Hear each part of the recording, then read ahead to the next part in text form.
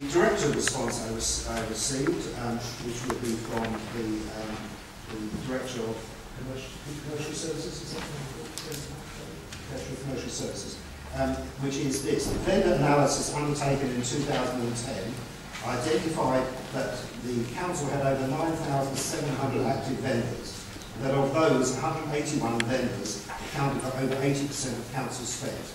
It was therefore appropriate that immediate resources were focused on reviewing the top 10, this is his response, vendors to ensure the Council is working to get maximum value for money.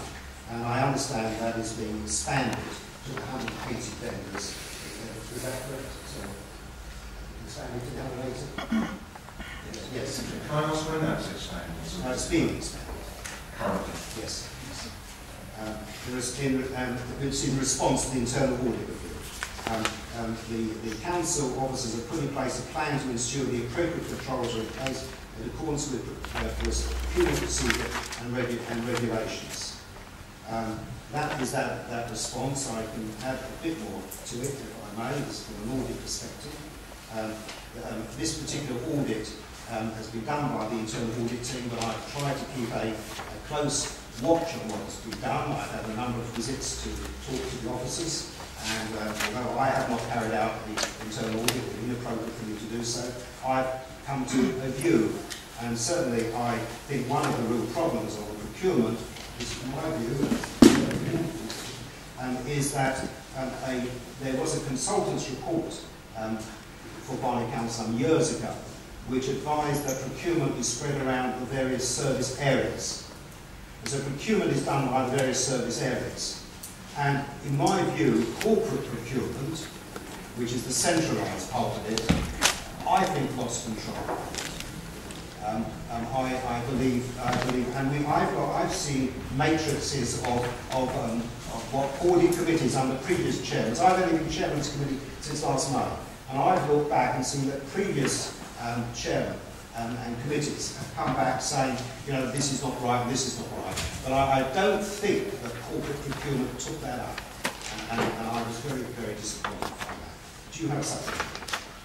Yes. Having listened to your response, it strikes me that if you've got 181 vendors, major vendors, should I say, just sampling 10 of them is just really scratching the odds. Are there proper corporate guidelines that councils follow? Are there best practices? Does Barnet Council review these on a regular basis? And do you keep your procedures up to date? Because you've got to say that having looked at all this, you haven't done a good job in how you've controlled this contract, possibly in how you've controlled hundreds of other contracts or dozens of other contracts. And so, I mean, I didn't know about the audit report and the fact that the chairman of this committee felt that control had been lost of it. But surely the way you keep control is consistently have review of your own policies and review these against best practice.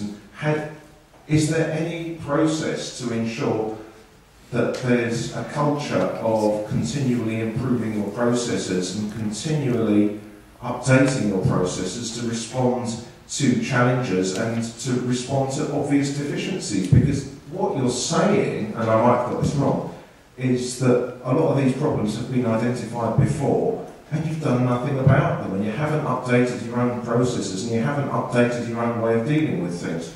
So can someone please give me an answer on what you have done and how you are going to make sure that the council's processes evolve to deal with this?